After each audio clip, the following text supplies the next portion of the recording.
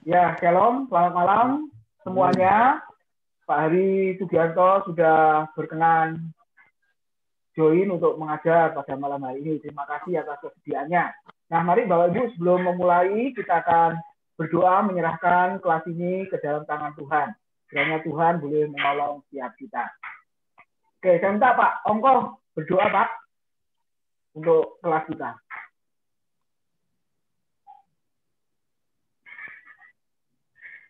Mute Pak.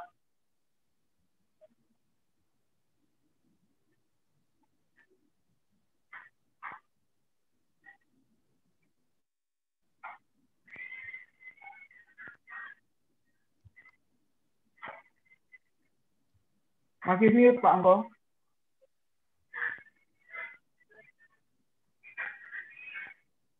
Ya, sudah Pak. Sudah. Ya, sudah. Terima kasih Tuhan, Bapak, di dalam nama Tuhan Yesus, sepanjang hidup ini Engkau sudah memimpin, menyertai setiap kami hingga malam hari ini. Kami dapat mengikuti pelajaran lewat gereja Graha Family GB ini. Kami percaya Tuhan, semakin hari kami semakin mengerti akan rencana-Mu. Kami percaya juga pimpinan-Mu, ya Roh Kudus, buka setiap hati kami pada malam hari ini, agar kami dapat lebih mengerti lagi melalui hamba-Mu, melalui firman-Mu pada malam hari ini. Terima kasih Tuhan, terima kasih. Kami serahkan semuanya ini, mulai dari awal hingga pada akhir nanti, hanya di dalam satu nama, Tuhan Yesus Kristus, saudara yang sudah berkati, sama-sama katakan. Amin. Amin. Ya, amin. Ya, makasih Pak Ongko. Silakan Pak Hari untuk menyampaikan materinya. Oh iya, saya langsung mulai ya Pak ya. Ya Pak.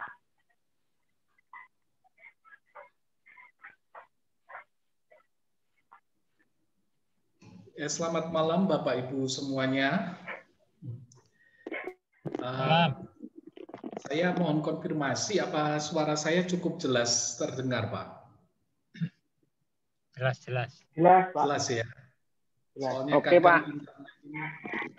Jelas Pak. Jelas ya. Ya. Oke. Terima kasih untuk kesempatan yang diberikan. Kalau saya boleh tahu kegiatan seperti ini biasanya jalannya setiap minggu atau bagaimana Bapak Ibu? Ya, setiap minggu Pak. Terus pasal-pasal terus berurut. Oke. Sudah belajar apa saja selama ini Pak? Ya, jadi sudah dari kitab Injil, Kisah Para Rasul, Roma, Korintus Pak, ini masuk ke Galatia. Waduh. Lumayan ya. Iya. Rata-rata Bapak Ibu ini semua rutin ikut gitu ya? Iya, iya. Ya, senang saya kalau lihat atau menyaksikan jemaat yang suka belajar gitu ya. Karena saya yakin disitulah jemaat bisa bertumbuh ketika bersentuhan dengan firman yang terus-menerus bisa kita pelajari. Ya.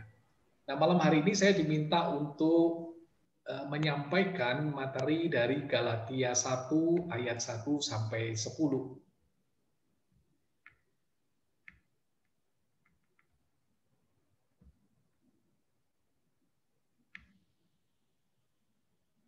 Ya. Kalau boleh salah satu di antara Bapak Ibu bisa bacakan Galatia 1 ayat 1 sampai 10 untuk kita sama-sama bisa menyimak bagian ini.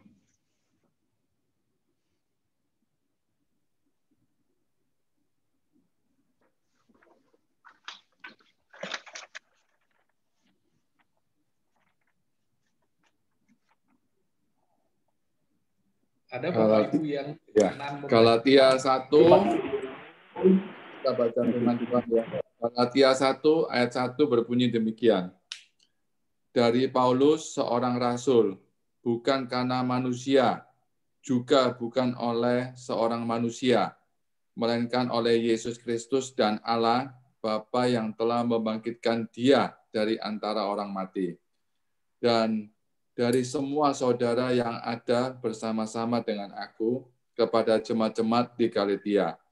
kasih karunia menyertai kamu, dan damai sejahtera dari Allah Bapa kita dan dari Tuhan Yesus Kristus yang telah menyerahkan dirinya karena dosa-dosa kita untuk melepaskan kita dari dunia jahat yang sekarang ini.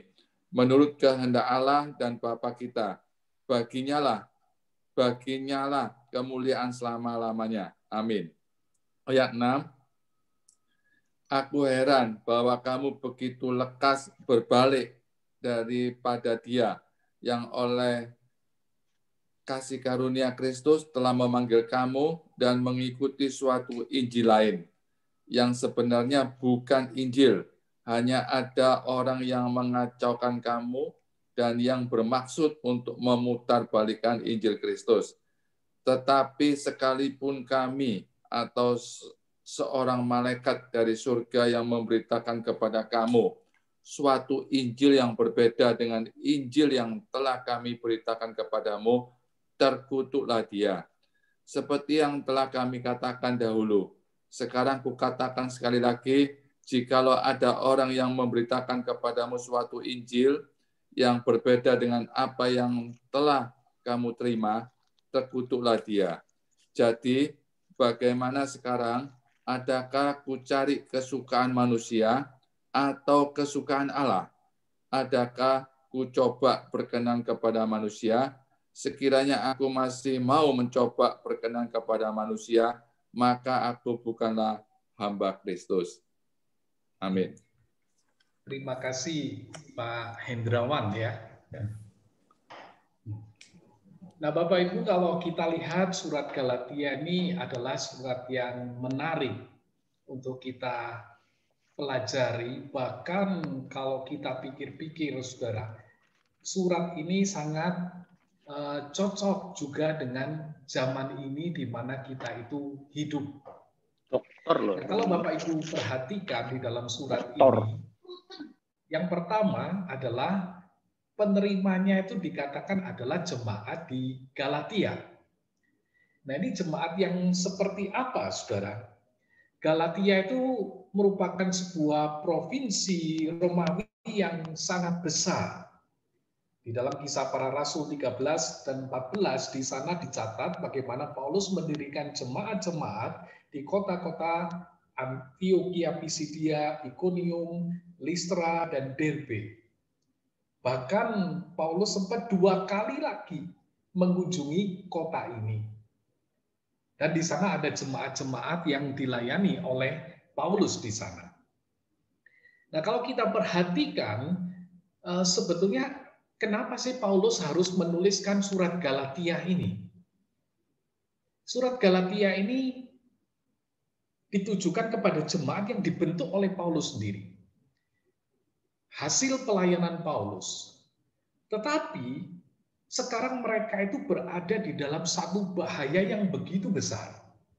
Bahaya apa? Yaitu adanya guru-guru yang sedang memutarbalikkan kebenaran Injil yang ajarannya itu bertentangan dengan Paulus. Nah, guru-guru Yahudi itu mereka berusaha untuk supaya kalau boleh jemaat itu meragukan kerasulan Paulus.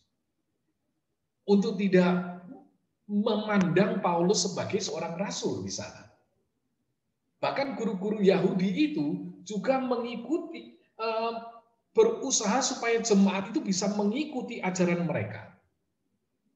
Ajaran apa, saudara? Yaitu mereka ini mengajarkan bahwa kita itu akan memperoleh keselamatan tidak cuma dengan menerima Kristus sebagai Tuhan dan Juru Selamat, tetapi plus ya, harus disunat, harus menyesuaikan diri dengan peraturan-peraturan Yahudi yang lain. Dengan demikian barulah keselamatan itu dikatakan menjadi penuh milik mereka. Nah, disinilah saudara Paulus itu ingin sebetulnya menyatakan bahwa ajaran yang mencampur adukan berita anugerah dengan hukum Taurat itu salah. Keselamatan yang diberikan hanya karena iman itu bukan harus ditambah-tambahi. Sampai Paulus katakan ini bukan Injil. Saudara, kalimat-kalimat ini cukup keras. Nah, kalau kita perhatikan, udah berulang-ulang di awal tadi saya sebut, saudara, penulis dari surat ini adalah Rasul Paulus. Dia menyatakan diri sebagai dari Paulus seorang rasul yang bukan karena manusia, juga bukan oleh seorang manusia.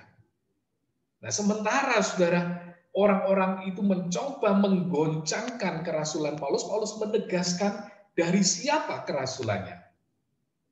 Tapi dikatakan dia melainkan oleh Yesus Kristus yang sudah membangkitkan dari antara orang mati. Saudara, kalau kita berbicara tentang rasul, rasul itu berasal dari bahasa Yunani apostolos, yang berasal dari kata kerja apostelo, yang memiliki arti itu utusan. Nah, di dalam Perjanjian Baru, kata ini diterapkan di dalam berbagai bentuk. Yang pertama, saudara, misalnya dipakai pada pemahaman bahwa Yesus adalah utusan Allah, menggunakan kata ini di dalam surat Ibrani. Utusan Allah yang berfirman kepada Israel itu juga disebut apostolos. Kita juga melihat bahwa utusan gereja juga disebut yang sama. Yang kita lihat juga di dalam Perjanjian Baru, rasul ini adalah kelompok pejabat tertinggi di dalam gereja mula-mula. Karena itu, saudara, kalau kita perhatikan, bolehlah disimpulkan bahwa yang disebut rasul itu adalah utusan yang memiliki tujuan khusus untuk dia itu diutus. Nah, ketika seorang itu disebut rasul pada zaman itu, maka ini menunjukkan bahwa seseorang itu diberi wewenang dari Kristus untuk menjadi wakil Kristus dan pendiri gereja mula-mula. Jadi ketika saat itu di dalam kitab Kisah Rasul diceritakan 11 murid merasa harus ada tambah 1 orang lagi untuk melengkapi mereka, maka mereka memilih. Ini menjadi sebuah kelompok pimpinan jemaat pada saat itu. Nah, kalau kita perhatikan di dalam Alkitab kita juga dikatakan para rasul itu sebagai pengukur ajaran, artinya tolok ukur. Tolok ukur persekutuan di dalam gereja. Dia yang menetapkan aturan, menetapkan hukum supaya ditaati oleh jemaat. Sehingga mereka dikatakan dipandang sebagai soko guru yang menjadi tolok ukur ya, di mana orang itu harusnya menuruti. Bahkan gereja dikatakan dibangun di atas dasar para rasul dan para nabi. Karena itu kalau berbicara, ketika Paulus mengatakan dirinya sebagai seorang rasul, maka seharusnya jemaat pada saat itu mengerti. Mengerti apa? Ya, mengerti bahwa ini adalah sosok orang yang berotoritas. Yang otoritasnya itu bukan cuma sekedar utusan manusia, tetapi dikatakan wakil Kristus, utusan Kristus. Sehingga secara tidak langsung Paulus itu sebetulnya mau menyatakan demikian, bahwa mereka yang menantang pesan Paulus sebenarnya menantang Tuhan yang sudah menugaskan Paulus ini. Nah, sampai di sini saudara kita melihat pergumulan yang terjadi antara penulis dengan penerima surat ini. Nah, kalau kita perhatikan sekarang, tidak berhenti sampai di situ ketika Paulus menyatakan siapa dirinya, maka kita lihat bagian berikutnya. Paulus, saudara, di dalam surat Galatia ini mengisi salamnya dengan dua penekanan yang sangat kuat. Yaitu penekanan apa? Yang pertama adalah otoritas yang diberikan Tuhan kepada dia sebagai seorang rasul. Dan yang kedua adalah pesan Paulus itu sangat berpusatkan pada Kristus. Ketika kita menyadari dua hal ini, ya, jadi yang pertama otoritas yang diberikan oleh Tuhan, dan yang kedua adalah pesannya yang berpusatkan Kristus, maka kita itu bisa melihat surat ini secara keseluruhan itu sebetulnya maksudnya apa. Di dalam Galatia pasal 1 ayat 3 sampai 4, ya, tadi dinyatakan demikian. Kasih karunia menyertai kamu dan damai sejahtera dari Allah Bapa kita dan dari Tuhan Yesus Kristus. Saudara lihat bagaimana Tuhan Yesus disejajarkan dengan Bapa yang telah menyerahkan dirinya karena dosa-dosa kita untuk melepaskan kita dari dunia jahat yang sekarang ini menurut kehendak Allah dan Bapa kita. Saudara, kalau kita lihat kasih karunia dan damai sejahtera itu menjadi sebuah kalimat yang menarik. Apa yang menarik di sini, saudara? Kasih karunia dan damai sejahtera itu merangkum dasar dan konsekuensi dari pekerjaan keselamatan total yang diselesaikan oleh Tuhan melalui Yesus Kristus. Dalam arti apa? Setiap orang percaya, maka dia mengalami apa? Mengalami kasih karunia dan damai sejahtera. Bicara tentang kasih karunia atau anugerah, itu adalah penerimaan Tuhan yang tanpa syarat. Namanya saja anugerah. Nggak ada syaratnya apa-apa. Tanpa pamrih. Ya. Atas yang kita itu bisa capai hanya melalui kasih dan anugerah Kristus itu sendiri. Sedangkan saudara, pengalaman kasih karunia karena iman, ketika kita mengalami anugerah, ketika kita mengalami kasih karunia, ini sekarang menghasilkan kedamaian, menghasilkan keharmonian, kesempurnaan di dalam hubungan kita dengan antara kita dengan Tuhan dan dengan sesama. Ini seperti kasih karunia itu akarnya, damai sejahtera itu buahnya. Jadi itulah yang diterima orang di dalam Kristus. Nah, kalau saudara lihat ya, berita Kristus yang seperti apa yang dinyatakan oleh Paulus di sini? Yaitu yang pertama dia katakan Kristus itu menyerahkan dirinya untuk dosa-dosa kita. Karya pengorbanan penyerahan diri Kristus di kayu salib itu adalah jawaban atas semua kegagalan moral dan kesalahan kita ini, saudara. Dan karena itu kemenangan atas dosa diselesaikan dengan salib Kristus, itu menjadi tema utama dari surat ini. Saudara nanti bisa baca di pasal 2, pasal 3, pasal 4, sampai pasal 6, saudara. Berita tentang Kristus yang menyerahkan dirinya untuk dosa-dosa kita, itu menjadi berita yang penting di dalam surat ini. Yang berikutnya, saudara, kalau kita perhatian, tujuan salib itu diekspresikan secara dramatis. Yaitu apa? Untuk menyelamatkan kita dari zaman kejahatan saat ini, katanya. Supaya apa? Supaya membawa perubahan di dalam diri umatnya. Paulus itu sepertinya memiliki satu pandangan.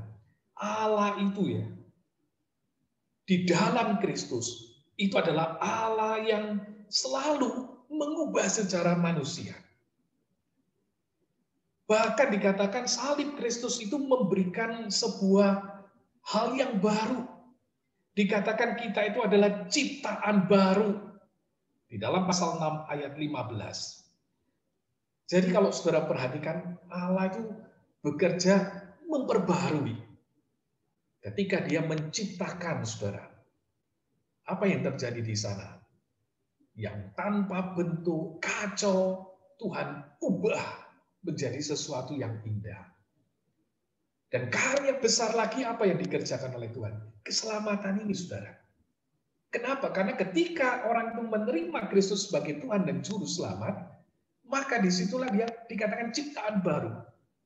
Allah itu mengubah lagi sesuatu yang ada di dalam diri manusia ini. Dan yang ketiga, saudara, Allah akan menyatakan pekerjaan yang besar lagi, yaitu ketika Yerusalem baru. Ketika kita bumi yang baru itu disediakan bagi kita.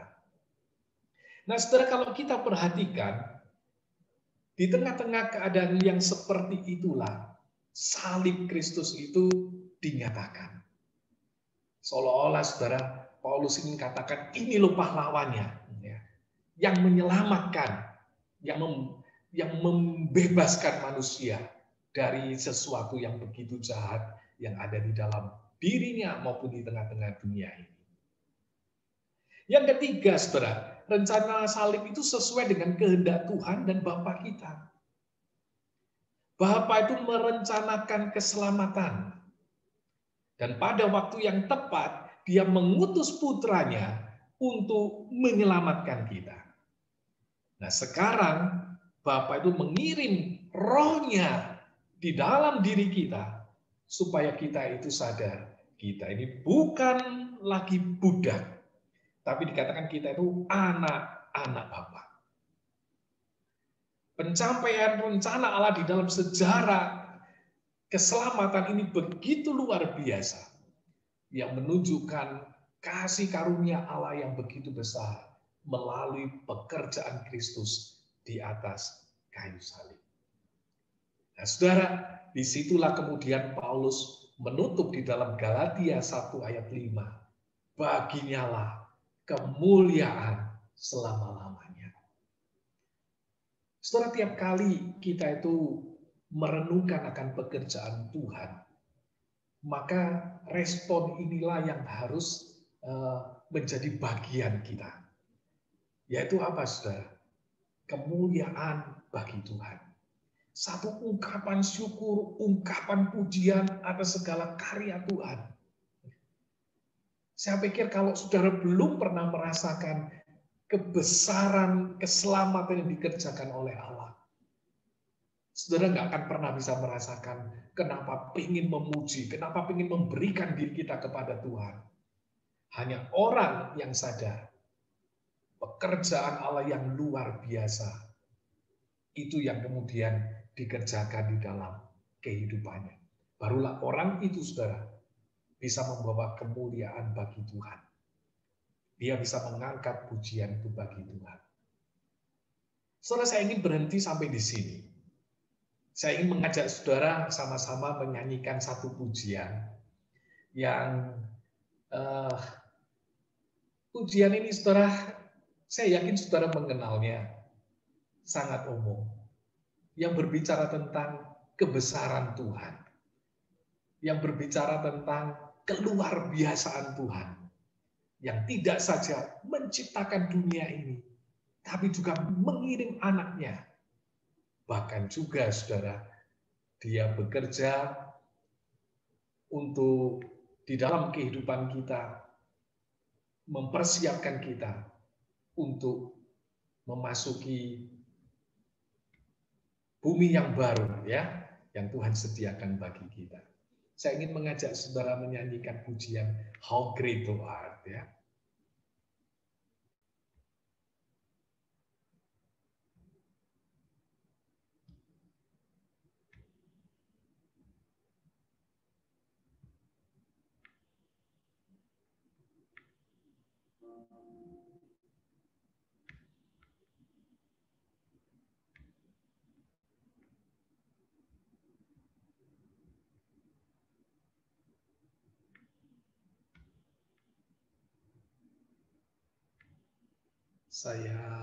Sebentar saya ambil dulu, ya.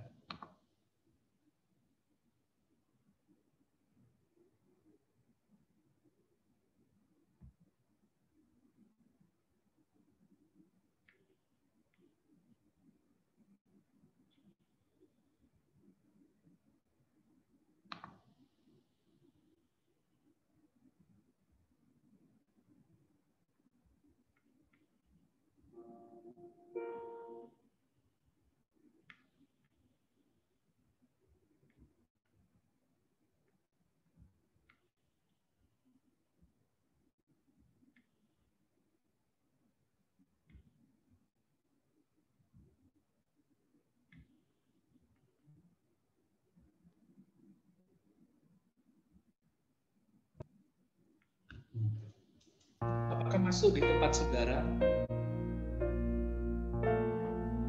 Ya Pak, dengar. Oke, kita nyanyikan sama-sama ya.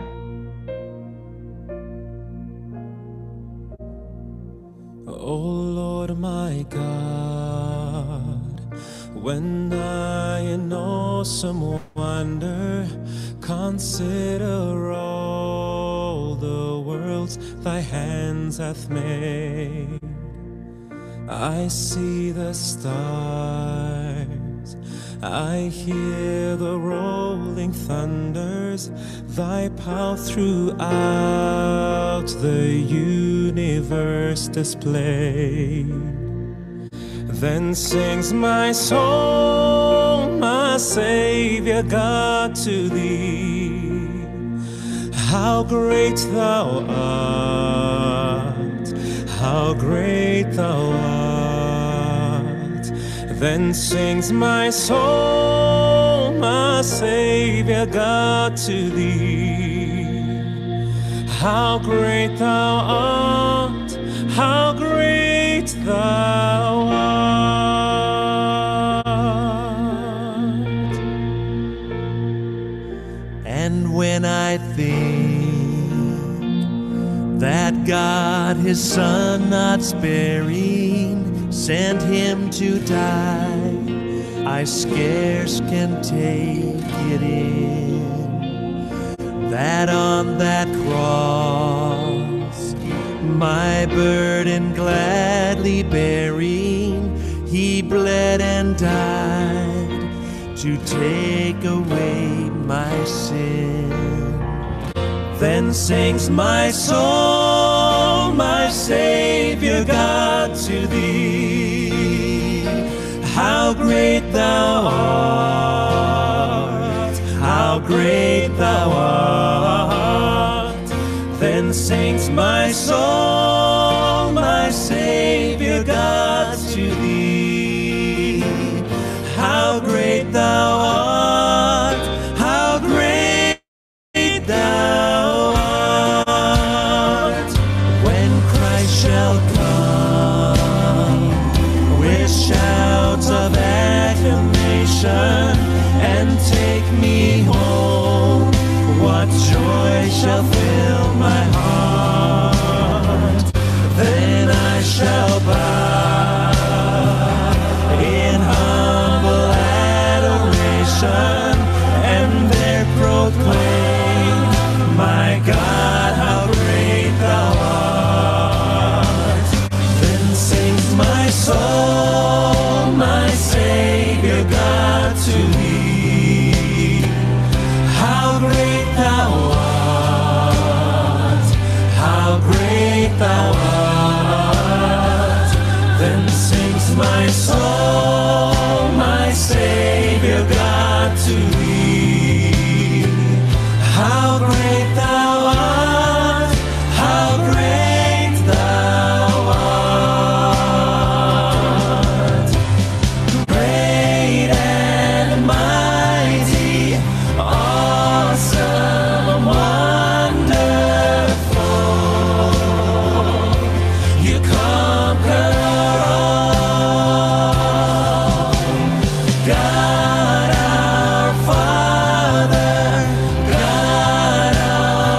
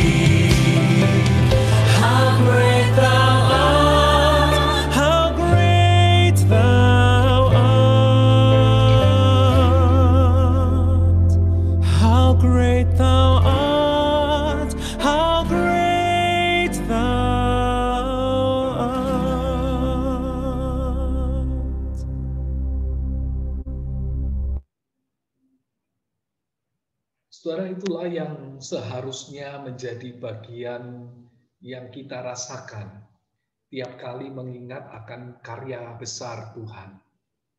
Baik ketika Dia bekerja di dalam ciptaannya, menciptakan dunia ini, bahkan pekerjaannya menciptakan kita menjadi baru, bahkan satu saat nanti Ia menciptakan kita, memperbarui kehidupan kita ketika kita berjumpa dengan Tuhan muka dengan muka. Nah, saudara, tentu seharusnya ketika kita memikirkan akan karya Tuhan yang begitu besar, kita seharusnya merasakan betapa agungnya Dia. Seperti orang yang mungkin sedang jatuh cinta, begitulah ya. Ketika kita pertama kali merasakan anugerah Tuhan yang begitu besar, maka kemudian kita itu bisa merasakan satu keinginan untuk ketemu Dia, keinginan untuk memuji Dia, keinginan untuk dekat dengan Dia. Nah, menarik saudara, di dalam kisah yang terjadi di dalam jemaat Galatia ini. Di dalam Galatia pasal 1 ayat 6 terjadi peristiwa yang membuat Paulus menuliskan surat ini. Dikatakan di sana, aku heran. Ya. Paulus itu merasa nggak habis pikir, merasa tidak nyangka, begitulah. Apa yang Paulus rasakan dia nggak habis pikir, nggak menyangka, yaitu ini, jemaat Galatia itu begitu lekas berbalik dari Kristus. Bahkan dikatakan mengikuti Injil lain yang itu bukan Injil katanya. Setelah ini bagi Paulus, apa yang dilakukan oleh jemaat Galatia ini nggak bisa dimengerti. Bagi Paulus ini aneh. Mengapa mereka ini kok begitu cepat berubah? Bahkan di dalam pasal 3 ayat 1, Paulus berkatakan, hai orang-orang Galatia yang bodoh, katanya. Siapakah yang sudah mempesona kamu? Sampai akhirnya kamu itu, orang Jawa bilang, kepincut, gitu ya. Sehingga mereka dikatakan, bukankah Yesus yang disalibkan itu sudah dilukiskan dengan terang di antara kamu, tapi kamu sekarang kok berbalik? Seolah-olah saudara, setelah melihat anugerah Tuhan yang begitu besar, dan orang-orang Galatia mungkin merasakan, oh ini adalah sesuatu yang luar biasa. Mereka menerima Kristus sebagai Tuhan dan Juru Selamatnya. Saudara, ternyata begitu cepat mereka itu berbalik. Saudara, kata lekas berbalik, di dalam bahasa aslinya, ini memiliki pengertian memindahkan dua benda, di mana yang satu ditaruh pada tempat yang lain. Artinya, saudara, kalau misalnya saya bawa dua benda seperti ini, jadi saya memindahkan yang satu saya taruh sini, yang satunya saya taruh di sini. Ini yang disebut dengan metatitemi itu. Mereka dikatakan begitu lekas berbalik. Dan kata ini, saudara, di dalam pemahaman waktu itu digunakan juga untuk orang atau prajurit yang desersi atau yang melakukan pemberontakan. Desersi itu dia harusnya berada di medan perang, tapi kemudian dia pergi meninggalkan kesatuannya tanpa pemberitahuan. Dan seringkali digunakan di dalam apa, saudara? Perubahan dalam hal agama, dalam hal filsafat atau moral. Mereka berubah pandangannya, mereka berubah kepercayaannya. Dan kata ini, saudara, di dalam ayat yang tadi kita baca, digunakan waktu bentuk present. Waktu bentuk present ini, saudara, menunjukkan bahwa ketika Paulus menulis, pembelotan orang-orang Galatia itu masih dalam proses. Jadi mereka ini belum sampai meninggalkan Kristus. Tapi dalam proses mereka itu meninggalkan Kristus. Mereka belum menyatakan diri untuk berpaling. Tapi mereka di dalam proses untuk berpaling. Ada beberapa di antara mereka yang sudah melakukannya, tapi jemaat secara keseluruhan ini dalam proses. Sehingga Paulus itu dengan cepat-cepat menuliskan surat ini, supaya mereka itu nggak sampai salah, nggak sampai disesatkan. Yang berikutnya, saudara, dikatakan mereka ini mengikuti suatu Injil lain. Di dalam bahasa aslinya, kata Injil, kata lain itu, saudara, menggunakan kata heteros. Ini adalah jenis lain yang berbeda, yang menunjukkan perbedaan secara kualitatif. Artinya gini, kalau saudara lihat gelas itu bisa macam-macam bentuknya. Dan antara gelas yang satu dengan gelas yang lain bisa jadi berbeda. Nah, ketika gelas satu dengan gelas yang lain berbeda, itu tidak digunakan kata heteros ini. Tetapi kata heteros itu digunakan untuk sesuatu yang betul-betul berbeda. Misalnya, antara gelas dengan kursi. Antara gelas dengan meja misalnya.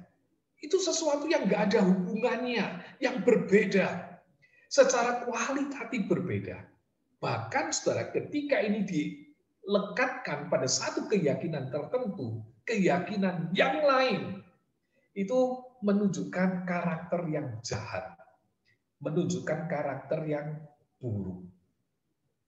Nah, kalau kita perhatikan saudara, karena itu ketika Paulus berbicara tentang orang-orang Galatia yang beralih ke Injil yang lain, yang dia maksudkan adalah bahwa dia, orang-orang Galatia ini, mereka ini sedang beralih kepada Injil yang salah. Ini tidak hanya berbeda dalam karakter dan Injil yang diberitakan oleh orang-orang kepada orang guru-guru palsu kepada orang di Galatia, tetapi berbeda dalam arti yang buruk. Pada dasarnya itu jahat katanya. Yang sampai saudara dikatakan oleh Paulus, ini sebenarnya bukan Injil. Orang-orang itu mengacaukan kamu, memutarbalikkan Injil. Saudara, ajaran yang seperti ini rupanya mempesona jemaat di Galatia sampai mereka menjauh dari Injil yang benar itu. Karena itu Paulus dengan berani menegaskan bahwa Injil yang berbeda, yang begitu menarik bagi orang Kristen di Galatia itu bukanlah Injil. Ini adalah penyimpangan Injil Kristus yang dilakukan oleh beberapa orang yang mencoba menyebabkan kebingungan di jemaat Galatia ini. Mungkin saudara, orang-orang ini mengklaim bahwa pesan mereka itu melengkapi pesan Paulus. Pesan mereka ini menambahkan saja apa yang tidak diajarkan oleh Paulus. Mereka tidak akan berkata bahwa Injil mereka itu sesat. Mereka tidak menyangkal keilahian Kristus, mereka tidak menyangkal salib Kristus, mereka tidak menyangkal kebangkitan Kristus, mereka tidak mengurangi apapun dari pesan Paulus. Mereka hanya menambahkan. Menambahkan apa? Artinya keselamatan, pengorbanan Kristus itu tidak cukup. Pengorbanan Kristus itu perlu ditambahi dengan melakukan ketetapan-ketetapan Taurat yang biasa mereka lakukan. Saudara, tetapi Paulus itu menarik garis yang tegas di sini. Injil seperti itu nggak bisa disandingkan. Injil seperti itu adalah Injil yang berbeda, yang salah. Itu bukan Injil yang sesungguhnya. Itu adalah Injil yang palsu, saudara.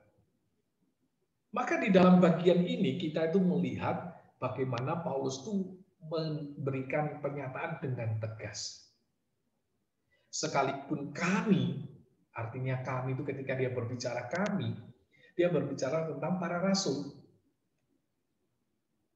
Atau bahkan dikatakan seorang malaikat dari surga memberitakan Injil yang berbeda dengan Injil yang telah kami beritakan, terkutuklah dia. Paulus sangat tegas untuk mengatakan bahwa orang-orang seperti ini, ketika mereka itu memberitakan Injil yang berbeda, terkutuklah dia. Sangat keras, saudara, kalimat ini. Ayat 9 dikatakan lagi yang sama. Seperti yang telah kami katakan dahulu, sekarang aku katakan sekali lagi. Kalau ada orang yang memberitakan kepadamu suatu Injil yang berbeda dengan apa yang telah kamu terima, terkutuklah dia. Saudara, ini yang Paulus tegaskan di dalam pelayanannya, di dalam suratnya kepada jemaat di Galatia ini. Saudara, kan memang kalau kita lihat di dalam kehidupan kita, tidak jarang kita menjumpai orang-orang Kristen yang juga meninggalkan gereja. Orang-orang Kristen yang meninggalkan persekutuan. Bahkan ada orang-orang Kristen yang terpikat dengan ajaran-ajaran tertentu. Bahkan tidak hanya sekedar pindah gereja, tetapi pindah keyakinan. Bahkan mungkin mengikuti ajaran-ajaran yang sesat. Seolah-olah saudara mungkin kalau sebagai seorang hamba Tuhan, Pak Bambang atau Pak Tim, ya, sebagai seorang gembala, melihat jemaat yang seperti ini, perasaan apa yang muncul? Kadang kita jadi berpikir, kok bisa sih? Ya. Kenapa kok bisa terjadi seperti itu? Kenapa kok begitu mudah melepaskan Kristus yang dulu dicintainya, yang diyakininya? Ataupun kalau misalnya dia itu tertarik dengan pengajaran-pengajaran yang tidak tepat, apa nggak bisa melihat tanda-tandanya?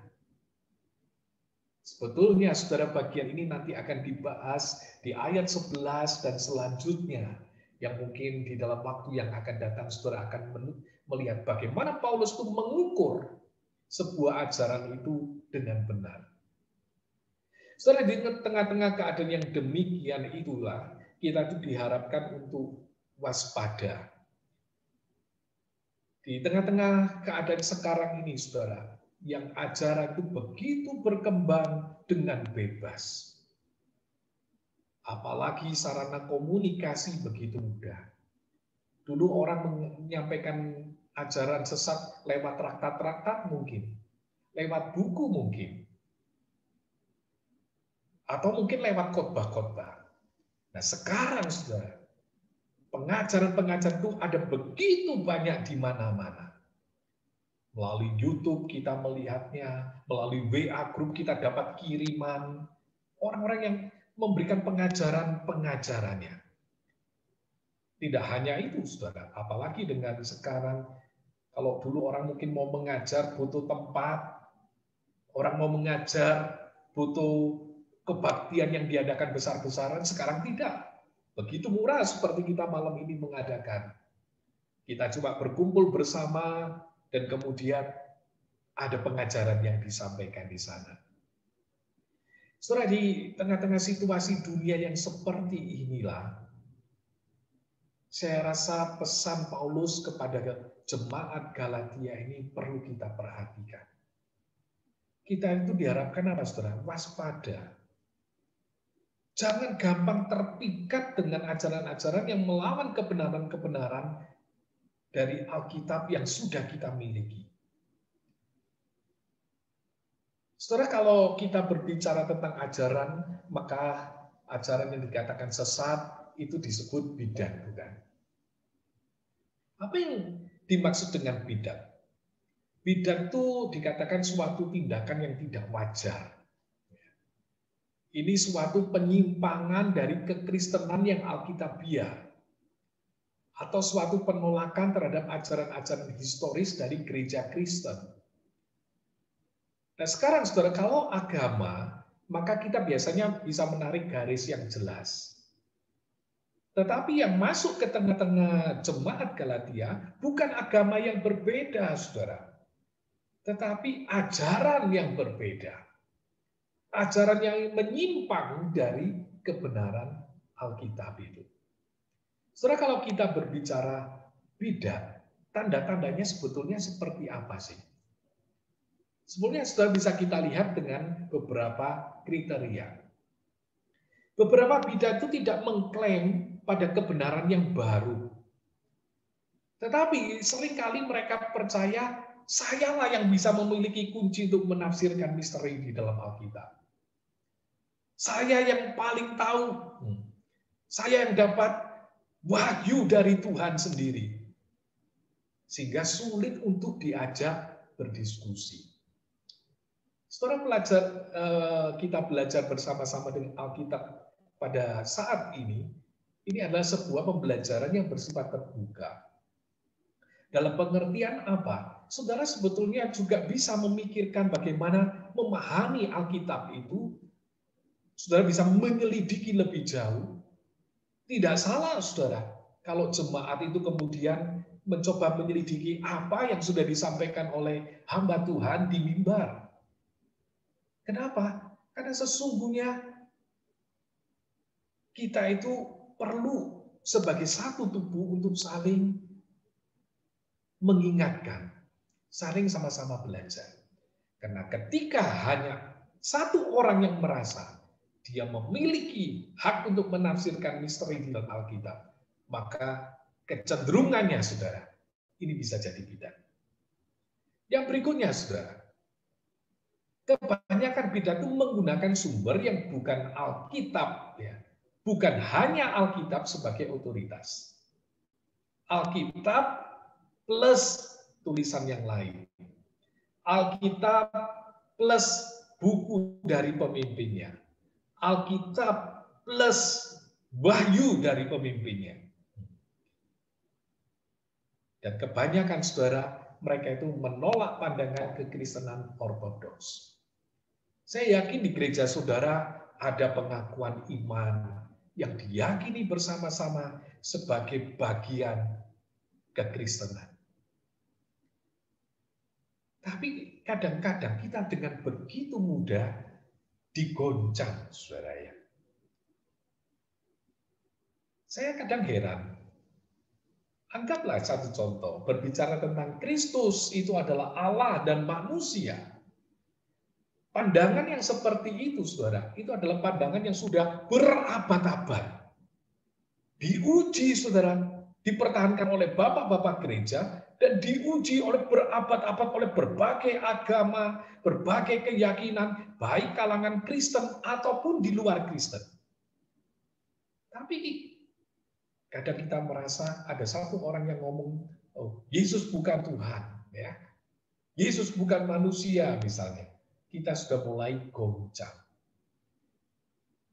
Saudara jangan pikir pandangan yang kita punya, yang ditetapkan oleh gereja, itu sesuatu yang tidak dipikirkan matang-matang. Saya yakin itu punya sejarah yang dipelajari dari waktu ke waktu. Saudara, bidat itu bisa ditandai dengan apa? Nubuat yang salah. Sering bernubuat tapi ternyata salah, ya itu saudara bisa tahu sendiri nanti. Pendirilah yang menjadi otoritas tertinggi, dia yang menentukan segalanya. Hati-hati saudara di sini. Yang berikutnya, ajarannya seringkali merupakan hasil pemikiran dari pendiri itu, dari pendirinya sendiri. Dan seringkali saudara, seperti yang terjadi di jemaat Galatia, keselamatan itu dipahami berdasarkan pemikiran manusia, dicapai dengan usaha manusia. Kita harus lakukan ini, lakukan itu, sehingga kemudian kita merasa anugerah itu tidak cukup, pengorbanan Kristus tidak cukup. Pengorbanan Kristus harus tambah ini, tambah itu, dan lain-lainnya. Saudara, kita perlu berhati-hati. Di dalam bagian ini, saudara, yang bisa saya simpulkan adalah, saudara perlu ingat anugerah keselamatan yang Tuhan sudah berikan. Dan itu diberikan melalui pengorbanan Kristus yang begitu besar. Dan sebagai jemaat, jangan mudah terkecoh. Jangan mudah ditipu. Apalagi, saudara, jangan mudah berbalik dari pengajaran yang sudah diberikan kepada saudara sejak awal. Bahkan ujilah setiap ajaran. Apakah mereka itu semua cocok? Apakah betul seperti itu? Di kitab Kisah Para Rasul kita melihat ada jemaat Berea. Apa yang membuat jemaat Berea itu bertumbuh, saudara ya? Karena dikatakan apa? Mereka menyelidiki akan firman. Disitulah dia akan bisa menjadi jemaat yang bertahan dari segala tantangan. Setelah saat ini saya menangkap satu fenomena, banyak orang Kristen itu seperti seorang yang duduk di depan televisi dan tangannya itu memegang remote control. Apa maksudnya, saudara? Saya pernah memiliki seorang teman yang lama tidak bertemu. Nah, satu saat saya bertanya kepada dia, saudara, kamu sekarang ke gereja mana? Kemudian dia menyebut nama salah satu gereja. Tapi terus kemudian dia menyambung dengan mengatakan, tapi saya nggak selalu ke gereja itu. Biasanya saya lihat dulu siapa yang khotbah. Kalau yang ke sana baik, saya ke sana. Kalau yang di sini khotbah pendetanya hebat, maka saya ke sini, katanya. Setelah saya merenungkan jawaban teman saya itu dan merasa bahwa tidak sedikit orang Kristen yang seperti itu. Bahkan mungkin kita juga seperti itu. Apalagi, saudara, di saat ibadah online pada zaman ini. Sebagian orang Kristen saat ini di tengahnya membawa remote control, saudara. Kalau ia lihat acara di sini kurang baik, dia akan pindah ke saluran lain. Seorang rekan beberapa waktu yang lalu katakan, waduh, kebaktian online ini ada enaknya, ada enggak enaknya. Enaknya apa, saya tanya? Enaknya kalau khotbahnya sudah enggak enak, dia langsung matikan, saudara. Kalau di gereja dia nggak bisa pulang. Tapi kalau kebaktian online dia bisa lakukan itu. Saudara, bagi sebagian orang Kristen, jajan di luar sudah biasa. Gaya hidup sebagai penonton kadang jadi budaya. Ketika gerejanya dianggap nggak memberikan satu gairah ibadah, dalam tanda petik, dia merasa tidak diberkati, ya, ia akan meninggalkan gereja itu. Atau tetap di sana tapi hobi jajan di luar. Saya berpikir, saudara, tidak semuanya salah. Tidak semuanya salah. Artinya, nggak bisa disalahkan jemaat kalau ada yang terjadi seperti itu. Tetapi saya hanya ingin katakan kita. Banyak saudara yang berpikir yang penting saya merasa puas beribadah di tempat ini. Pertanyaannya adalah apakah yang dimaksud dengan puas? Berita apakah yang kita terima, saudara? Bolehkah saya nggak peduli ajarannya, yang penting saya menikmati pujiannya? Saudara, kita perlu berhati-hati. Karena kalau tidak, kita bisa berada pada jalan yang salah. Saudara, mungkin kita perlu menyadari akan hal ini. Sampai Paulus itu mengatakan kepada jemaat Galatia bahwa dia nggak peduli dengan orang lain. Saya nggak Saya nggak mau takut dengan manusia, katanya. Saya hanya mau takut kepada Tuhan. Dalam pengertian apa? Paulus berusaha mempertahankan kebenaran itu. Terakhir, saudara, di dalam 1 Timotius 4 ayat 16 itu mengatakan, awasilah dirimu sendiri, awasilah ajaranmu, bertekunlah dalam semuanya itu. Karena dengan berbuat demikian, engkau akan menyelamatkan dirimu dan semua orang yang mendengar engkau. Saya pikir, saudara, ayat ini tidak hanya berlaku bagi kami, ya, hamba-hamba Tuhan, untuk mengawasi diri, awasi ajaran. Betul, itu harus jadi bagian kami. Supaya kalau boleh kita itu nggak salah di dalam melangkah. Tetapi ini juga bagi jemaat. Jadi awasi diri, awasi ajaran. Jangan sembarangan jajan. Karena kita itu bisa kemudian tertarik dan kemudian meninggalkan sesuatu yang salah. Yang benar menuju kepada sesuatu yang salah. Saudara, saya sampai di sini dulu berbagi untuk saudara, ya. Kalau mungkin ada sedikit tanggapan dari saudara, saya persilakan.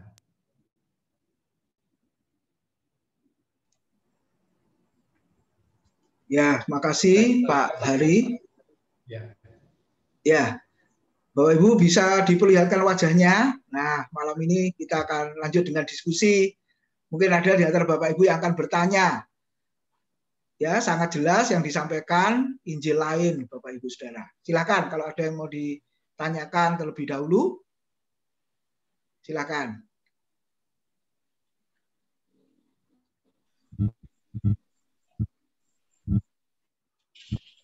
Saya Pak Tim. Ya, silakan. Ya, Bu.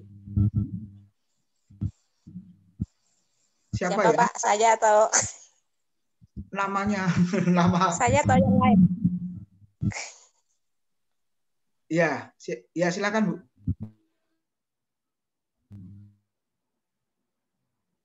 Ya, silakan.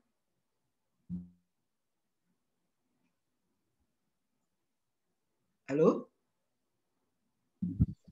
Iya, itu bukan hasil dari penginjilan Paulus. Tetapi di sini Paulus mengirim surat, bahkan isinya surat itu kalau menurut saya sangat keras. Mengapa Paulus mengirim surat, menulis surat kepada mereka? Apakah saat itu jemaat Galatia tidak ada yang menggembalakan? Sehingga ketika mereka menyimpang dari Injil yang benar, itu tidak ada yang mengingatkan. Terima kasih, Pak. Ya, makasih Bu Sri. Ya, langsung Pak Hari. Iya, Bu. Kalau kita lihat di dalam sejarah kisah para rasul, seperti yang tadi saya katakan di awal, di dalam pasal 13 dan 14, kita menemukan bahwa Pauluslah yang melakukan pelayanan di sana. Bahkan ada 2 kali lagi mengunjungi daerah itu, di mana kemudian jemaat ini terbentuk di sana. Tapi yang perlu kita sadari adalah pola hidup jemaat mula-mula itu berbeda dengan seperti kita sekarang.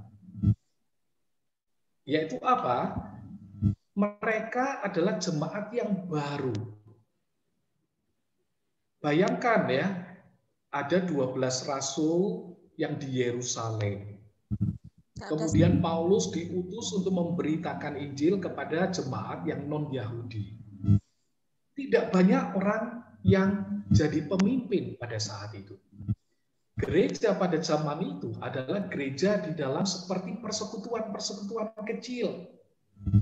Jadi gereja-gereja yang tidak besar, saudara. Bahkan mungkin itu persekutuan-persekutuan rumah tangga. Ada beberapa kali dicatat kaum awam itu yang memimpin persekutuan ini. Nah, di tengah-tengah keadaan seperti itu, maka sangat rawan ketika ada pengajar-pengajar yang lain yang kemudian memberitakan, dan mereka karena kehausan ya, seperti baru dengar Injil, terima Kristus, pengen belajar banyak, rasanya pengen mendengar banyak. Maka ketika ada guru-guru yang mengaku Kristen dan kemudian dengan pengajaran-pengajaran yang berbeda, itu menarik perhatian mereka. Dan itu kondisinya memang tidak jelas siapa gembalanya di sana, tidak jelas siapa yang memimpin di sana, tapi jemaat ini terus dipelihara melalui biasanya adalah monitor para rasul yang datang ke sana, mempercayakan, mengajar orang, dan untuk menjadikan pemimpin di tengah-tengah keluarga-keluarga itu. Polanya satu gereja masih sederhana, tidak seperti gambaran kita sekarang. Demikian Pak Tim. Ya, makasih Pak Hari. Ya, itu Bu Sri jawabannya. Makasih Pak. Sehingga jaringan ini Pak. Iya, putus-putus. Ya, oke, silakan Bapak Ibu yang lain mau bertanya. Makasih Pak. Ya. Ada Bapak Ibu?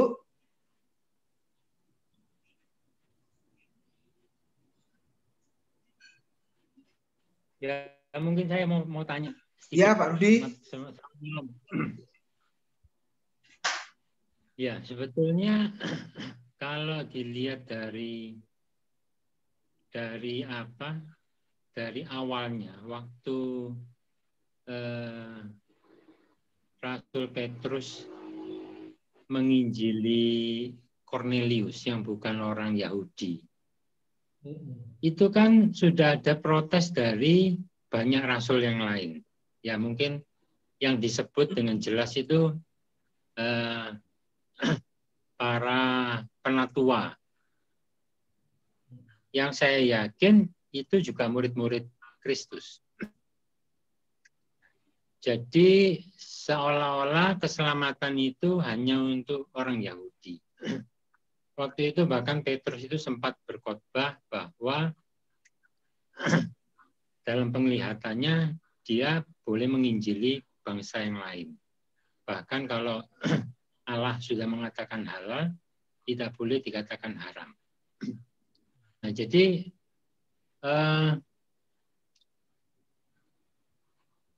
yang kasus yang di Galatia, ini pasti sebagian daripada orang-orang itu juga, yaitu orang-orang Yahudi, yang merasa bahwa keselamatan itu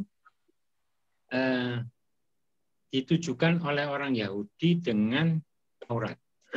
Sehingga mereka membenarkan atau menambahkan Taurat dalam ajaran Kristus. Nah, ada kemungkinan ini pendapat saya.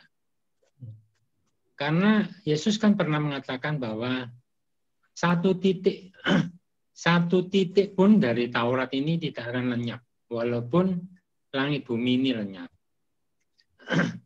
Nah, itu kalau itu yang dipakai sebagai patokan orang-orang yang mengabarkan Injil tambahan ini. Jadi bagaimana mencari titik temu? Kristus mengatakan satu titik pun tidak akan hilang. Sedangkan Rasul Paulus mengatakan jangan nambah-nambahi dengan Taurat. Ini bagaimana penjelasan yang lebih spesifiknya, Pak Pendeta? Terima kasih. Ya, silakan Pak Hari. Ya. Yang dimaksud tentu saja ketika dikatakan bahwa satu titik pun itu tidak akan diabaikan, tentu bukan berarti bahwa semuanya itu harus dilakukan sampai sekarang. Dalam pengertian begini, kalau kita perhatikan, pewahyuan yang ada di Alkitab itu bersifat progresif. Progresif adalah semakin lama semakin jelas.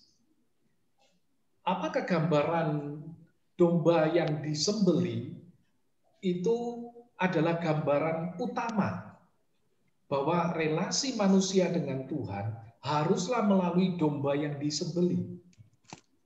Sehingga kalau sekarang kita tidak menyembeli domba, maka kemudian kita mengurangi berita Alkitab itu. Padahal Tuhan memerintahkan supaya mempersembahkan binatang sebagai korban. Nah, itu tidak demikian. Tetapi Perjanjian Baru membukakan mata bagi umat Israel bahwa yang dimaksud dengan domba yang disembelih itu bukanlah binatang itu sendiri pada puncaknya. Tetapi ketika Yohanes berkata, lihatlah anak domba Allah yang menghapus dosa manusia. Nah di sana saudara, kita lihat wahyu itu bersifat progresif. Kristus itu menjadi puncaknya. Sehingga bukan berarti ketika kita itu sudah mencapai wahyu yang puncak, maka apakah kita harus menggunakan persembahan domba lagi? Tidak sekarang. Terus apakah dengan demikian kita itu mengurangi berita Alkitab? Tidak, saudara. Tetapi kebenaran yang hakiki, kebenaran yang dasar, itu yang tidak berubah. Apa yang tidak berubah? Bahwa relasi manusia dengan Tuhan tidak bisa diselesaikan selain dengan pengorbanan. Yaitu pada puncaknya pengorbanan Kristus. Nah kalau kita perhatikan, seperti Pak Rudi katakan, bisa jadi betul jemaat di sana ini jemaat Yahudi yang punya gambaran sebagai umat pilihan.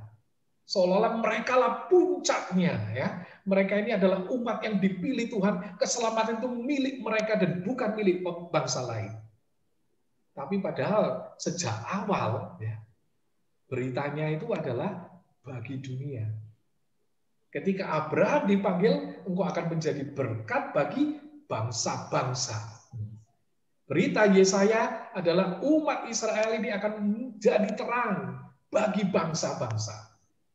Bahkan Yesus katakan kepada murid-murid itu, engkau ini Roh Kudus akan turun ke atas kamu, engkau akan menerima kuasa, dia akan jadi saksi sampai ke ujung bumi. Tapi betul seperti yang tadi Pak Rudi katakan, ada perasaan, harusnya kita yang dapat, itu ya. Bangsa lain tidak. Sampai akhirnya Tuhan yang membukakan bahwa berkat ini adalah berkat bagi bangsa-bangsa. Yang kemudian Paulus pergi diutus oleh para rasul, dan para rasul melihatnya. Petrus sebagai pimpinan pada saat itu dia melihat akan yang Tuhan bukakan, dan kemudian bersama dengan rasul-rasul sekarang menyadari visi itu. Mengutus Paulus kepada bangsa-bangsa non-Yahudi. Begitu kira-kira gambaran sejarahnya Pak Rudi.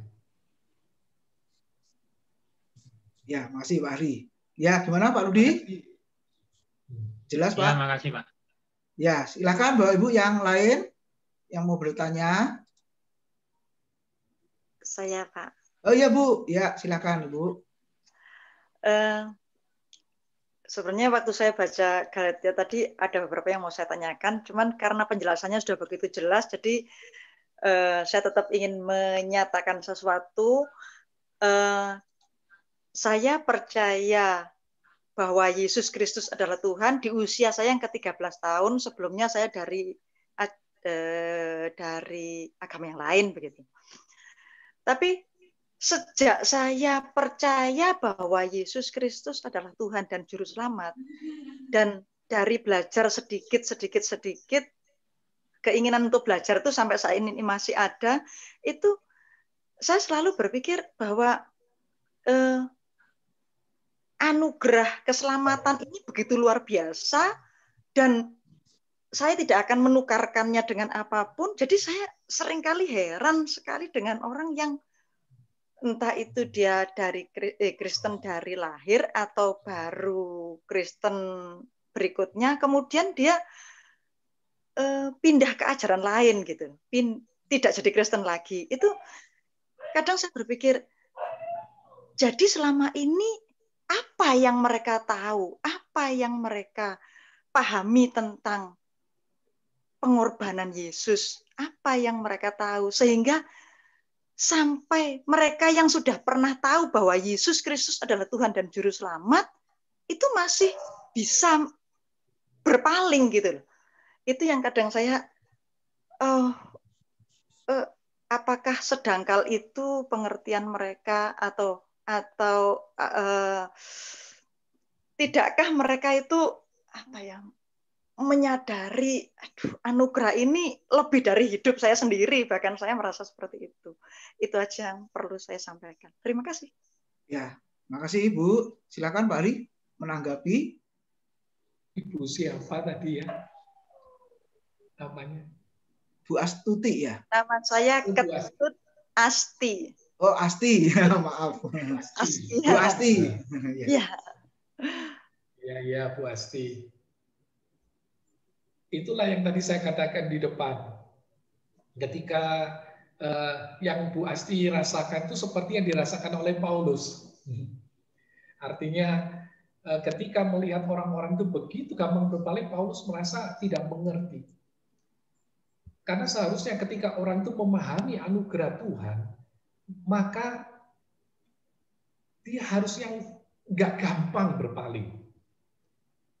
Tetapi seringkali kalau saya lihat, Bu, ada banyak orang berpaling karena dia melihat hanya Tuhan dari satu sisi. Tuhan dianggap seperti orang yang akan sanggup menyelesaikan masalah, hanya sekedar itu. Tuhan dianggap sebagai sosok yang memberikan berkat. Kalau nggak diberkati, saya akan pindah ke yang lain. Nah, kalau dengan pandangan yang seperti ini, bagaimana kita bisa bertahan? Itu seperti orang kalau dari dukun satu nggak dapat rezeki, dia pindah ke dukun yang lain. Kalau dukun yang lain nggak dapat rezeki, dia pindah lagi ke dukun yang lain. Karena apa? Hanya melihat satu bagian yang dia terima secara jasmani. Tetapi kebesaran pekerjaan kuasa rohani yang dikerjakan itu tidak pernah dipikirkan oleh dia. Saya yakin seperti Ibu Asti tadi rasakan, ketika kita itu sadarkan anugerah Tuhan, pekerjaan Tuhan, maka itu salah satu yang bisa membuat kita ini juga berhati-hati dan juga nggak gampang kepincut dengan ajaran-ajaran yang lain. Mungkin itu sedikit komentar saya. Pak, Ya, saya mau sampaikan sedikit aja begini. Memang orang yang baru percaya Yesus mungkin ngelihat, orang Kristen itu misalnya diberkati atau bagaimana. Tapi dengan berjalannya waktu, kalau belajar firman itu bahwa orang yang percaya Yesus itu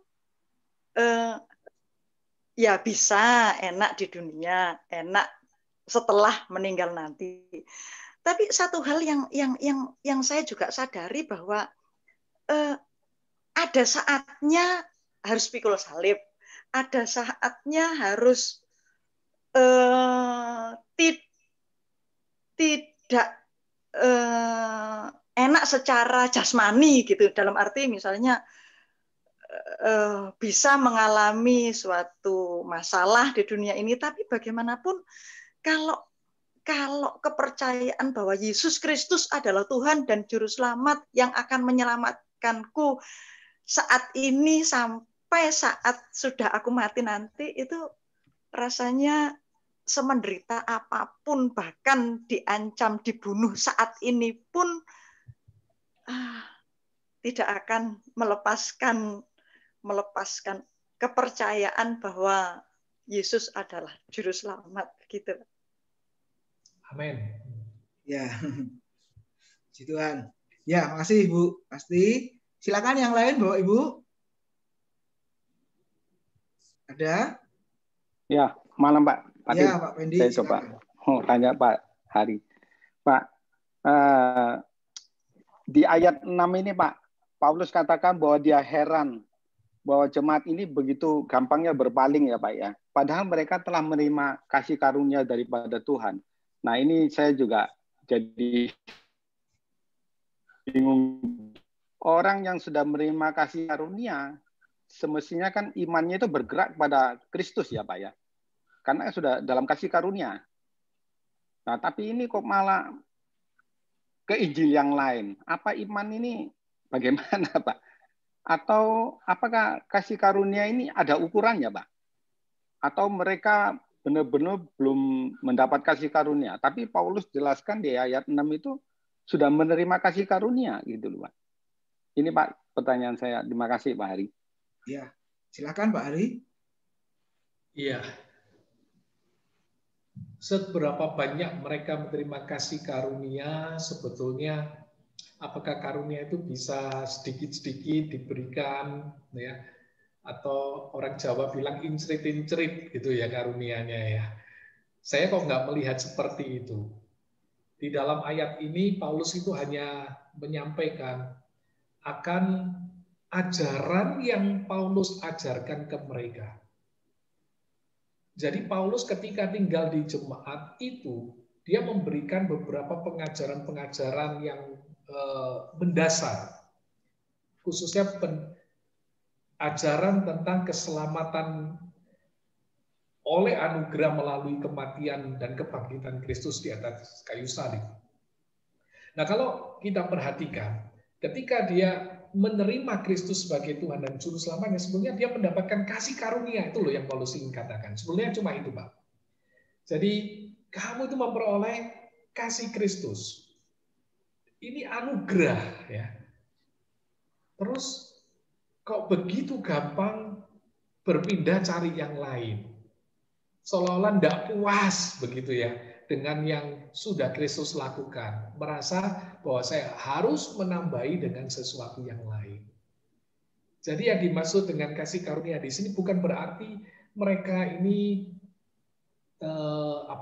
dapat sedikit, maka akhirnya mereka kemudian gampang dipengaruhi. Kalau dapat banyak, tidak gampang dipengaruhi, enggak.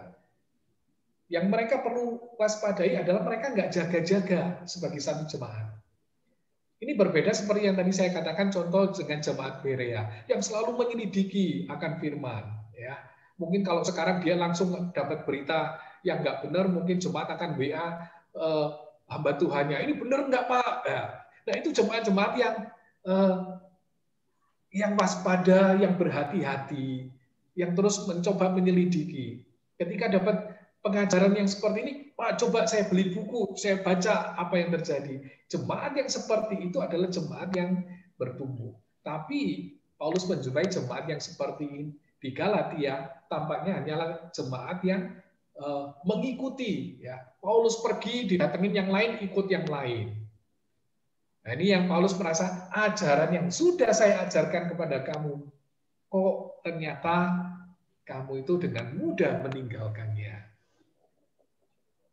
Nah, sepertinya hanya seperti itu, Pak Fendi. Ya, Pak Fendi, gimana? Jadi mungkin aja sebagian itu belum menerima kasih karunia kalau gitu, Pak. Karena mereka begitu gampangnya atau melepaskan iman mereka kan. Yang diajarkan Paulus itu. Kita nggak dapat datanya, Pak. Kita nggak dapat data sejauh mana mereka itu. Ya. Tetapi kalau kita lihat di dalam yang Paulus tuliskan, mereka ini adalah orang-orang yang disapa sebagai orang yang mendapatkan anugerah Tuhan. Berarti Paulus tuh meyakini jemaat Galatia ini adalah jemaat yang diselamatkan. Apakah mereka yang diselamatkan ini tidak bisa goncang? Oh bisa, ya. Saya yakin kita juga pernah mengalami, bisa jadi ya, mungkin pernah atau mungkin kita bisa mengalami kegoncangan di dalam pengajaran atau pengertian kita, kegoncangan di dalam pengiringan kita kepada Tuhan karena masalah, karena persoalan, bisa jadi. Bukan berarti ketika kita itu kemudian goncang, kita menjadi lemah. Mungkin kita pernah berkata, saya tidak mau ke gereja lagi, ya. Saya tidak mau ikut Tuhan lagi. Kemudian kita itu kehilangan kasih karunia. Enggak, saudara. Yang menarik di sini adalah seperti tadi saya katakan, jemaat Galatia, ketika Paulus menuliskan ini, jemaat Galatia itu adalah jemaat yang belum, ya, mereka sedang dalam proses tersesat, mereka sedang dalam proses untuk meninggalkan. Tapi kemudian Tuhan itu melihat Paulus diutus ke sana dan kemudian untuk menarik kembali jemaat ini supaya jemaat ini tidak kemudian jatuh di dalam kesalahannya.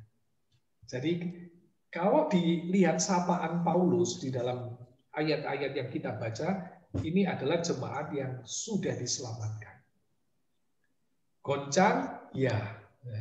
Makanya Paulus jengkel, marah ya. Kamu ini kok seperti ini ya. Ini sebagai ungkapan seorang pemimpin, seorang gembala. Ya. Ayo balik lagi, ya.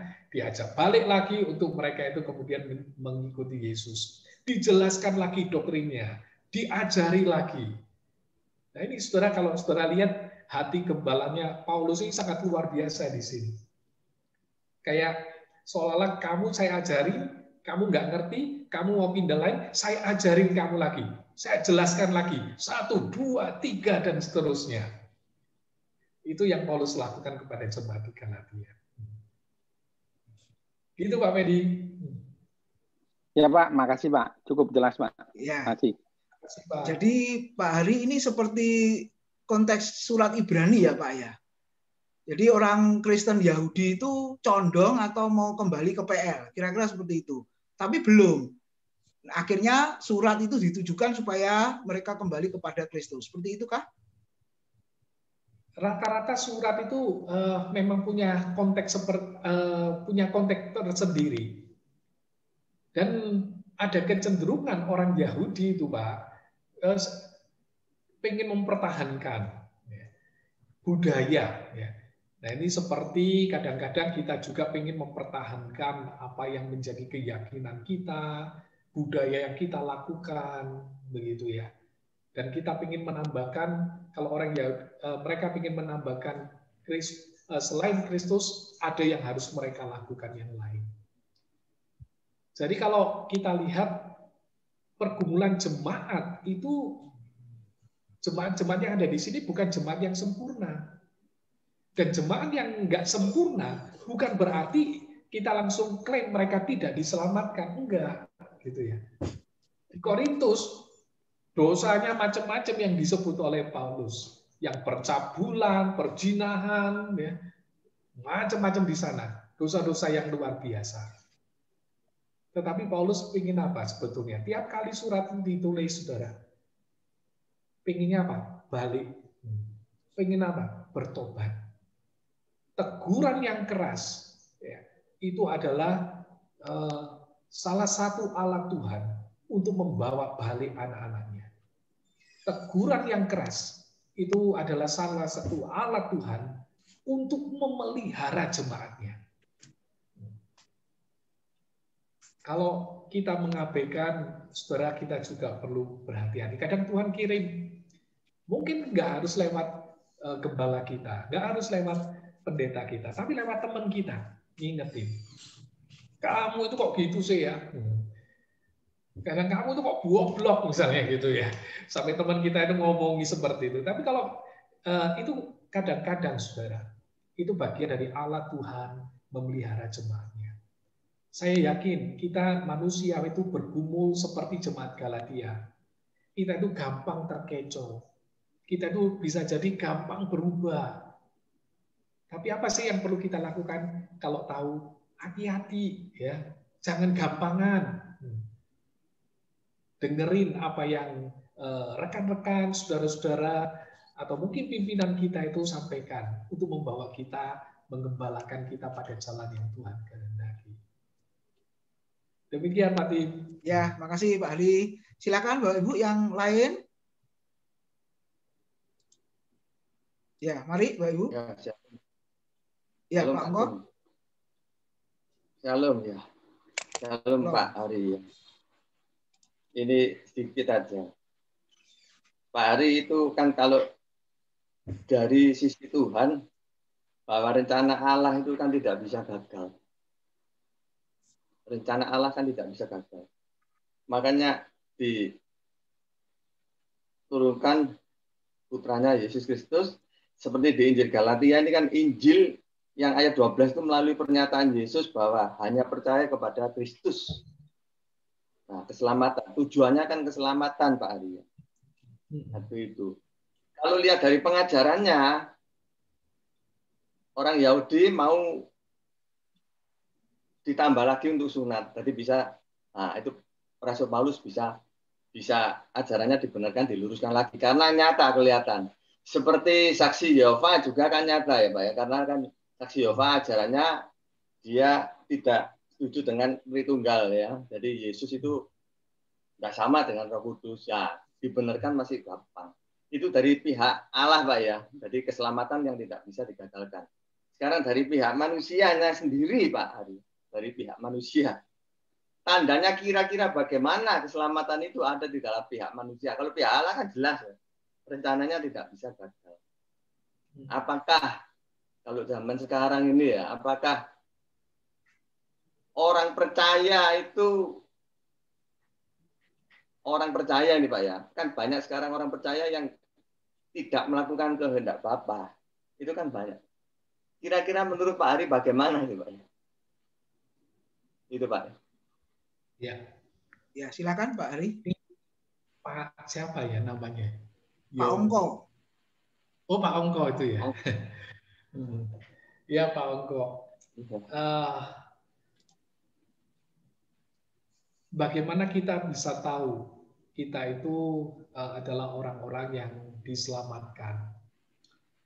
Nah, saudara, firman Tuhan itu katakan sebetulnya kalau kita itu bisa mengaku bahwa Kristus adalah Tuhan dengan mulut kita, itu adalah pekerjaan Roh. Jadi sebetulnya pengakuan kita ketika kita memutuskan menerima Kristus sebagai Tuhan dan Juru Selamat kita, itu adalah pekerjaan Roh yang menuntun kita ke sana. Nanti kalau saudara belajar kitab Galatia yang bagian akhir, nanti saudara akan melihat bagaimana pekerjaan pengudusan. Langkah pertama, kalau kita dikatakan ketika kita itu menerima Kristus sebagai Tuhan dan Juru Selamat, kita adalah ciptaan yang baru. Allah itu mengubah kehidupan kita.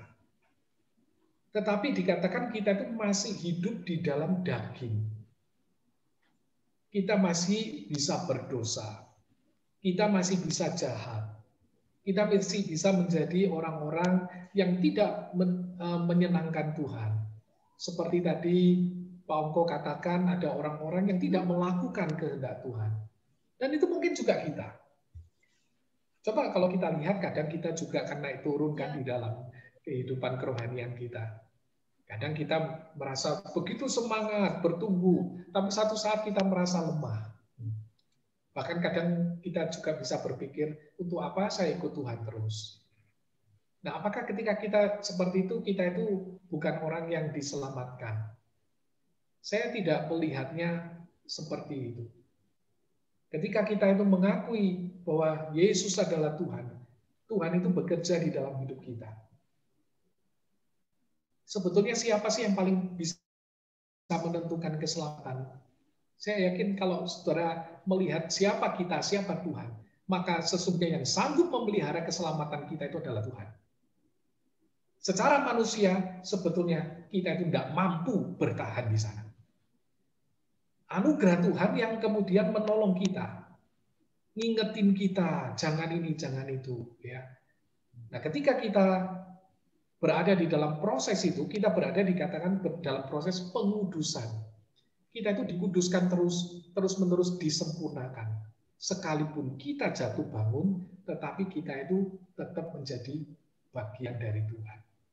Sampai kapan Tuhan itu mau berurusan dengan kita? Sampai kapan Tuhan itu nggak bosen ya ngurusin kita yang jatuh bangun? Katanya ngaku nggak mau dosa lagi ya. Sampai kapan? Nah, saudara, saya itu seringkali memberikan gambaran. Kalau satu saat saudara itu tinggal dengan seseorang, terus orang itu kemudian sangat menjengkelkan saudara. Contohnya, saudara orang yang menjaga kebersihan, orang yang tinggal dengan saudara itu tidak. Saudara menjaga ruangan bersih, dia sering motoring dengan bekas-bekas remah-remah makanan dia. Saudara suka yang rapi, orang itu sembarangan. Barang yang saudara taruh pada tempatnya seringkali berpindah tempat yang lain. Lama-lama saudara akan jengkel dengan orang yang seperti ini. Kalau orang itu terus cari gara-gara, lama-lama kemudian kita akan jadi marah, bukan? Kalau itu teman kos kita akan usir. Ya. Kalau kita nggak bisa ngusir dia, kita yang pindah kos. Kalau orang itu numpang di rumah kita, kalau bisa kita usir pergi, nggak usah di rumah kita. Tapi saya ingin katakan, saudara, ternyata ada orang-orang yang seperti itu, tetapi kita itu milih tinggal sama orang itu. Kenapa? Mungkin kita akan berkata, ya apalagi Pak, wong yang kayak gitu itu suami saya. Yang kayak gitu istri saya itu Pak, ya. Ya kayak gitu loh anak saya, ya. Dan saudara tetap tinggal dengan orang itu dan berproses di sana. Kenapa kok bisa gitu? Karena masih ada ikatan dan ada kasih. Selama masih ada ikatan dan ada kasih, orang itu bisa tinggal sama-sama. Sampai kapan Tuhan itu mau tinggal dengan kita, ngurusin kita? Selama ada ikatan. Ikatannya apa, saudara? Janji Tuhan yang tidak akan pernah diingkarinya. Yang kedua apa? Kasih Tuhan yang tidak ada habis-habisnya. Dan itulah yang jadi jaminan kita. Saya banyak menyaksikan ada anak Tuhan di dalam perjalanan kehidupannya, kemudian dia meninggalkan Tuhan. Sampai sekian tahun, saudara. Tapi saya menyaksikan 6 bulan sebelum dia meninggal, Tuhan bawa balik lagi. Saudara, saya tiap kali merenungkan seperti itu, saya melihat betapa luar biasanya Tuhan. Betapa besar kasih Tuhan itu. Dia tetap pelihara sampai akhirnya tetap bawa balik. Nah, itulah saudara rahasia anugerah, rahasia kasih karunia Tuhan. Yang sesungguhnya banyak kali nanti saudara akan mempelajari di dalam kitab Galatia ini, saudara akan menemukan lebih dalam lagi di sana. Mungkin itu Pak Ongko yang bisa saya komentari di sini. Ya, makasih Pak Hari. Itu Pak Ongko? Ya, terima kasih sedikit. Tadi kan Pak katakan kalau mulut orang percaya mengaku bahwa Yesus adalah Tuhan. Kalau di firman kan dikatakan kalau yang mengaku itu bukan kita karena ada Roh Kudus di dalam diri kita. Dan itu Pak, Roh Kudus yang mengaku. Dan kalau kitab Yakobus, kita tarik ke kitab Yakobus kan dikatakan bahwa iman tanpa perbuatan adalah mati, Pak. Nah, bagaimana menyikapi dengan ini? Kalau misalkan kita sebagai orang percaya, kita berbuat, misalkan menipu, Pak ya, sampai hayat akhirnya tetap menipu, nggak bertobat lah, kan repot, Pak. Itu iman tanpa perbuatan dikatakan mati. Nah, ini bagaimana kira-kira menurut Bapak? Makasih, Pak. Ya, silakan Pak. Nah, bagus sekali pemikiran dari Pak Ongko ya, ketika menghubungkan ini dengan surat Yakobus. Tapi kalau kita pelajari lebih dalam dari kitab Yakobus, ketika dia itu mengatakan iman tanpa perbuatan adalah mati, sebetulnya bukan berarti Yakobus itu mengingkari keselamatan karena iman. Jadi beda ya. Keselamatan karena iman itu adalah sesuatu yang sudah menjadi pengajaran para rasul. Ketika Yakobus berkata, iman tanpa perbuatan itu mati, bukan berbicara tentang bahwa iman itu plus perbuatan baru kamu itu diselamatkan. Tidak. Tetapi kalau kita mempelajari kitab Yakobus, Yakobus ini pada saat itu ya, di tengah-tengah jemaat, ini jemaat lagi gegeran. Ada jemaat yang golongan kaya, ada jemaat golongan miskin. Semua saling gontok-gontokan di sana. Disitulah Yakobus itu mengajari, iman Kristen itu harus dinyatakan melalui perbuatan. Karena itu betul yang tadi Pak Ongko katakan. Kalau orang itu mengaku ya bahwa dia percaya Tuhan, saya orang Kristen, tapi menipu terus ya, saya kok nggak yakin ya bahwa dia itu sungguh-sungguh mengaku.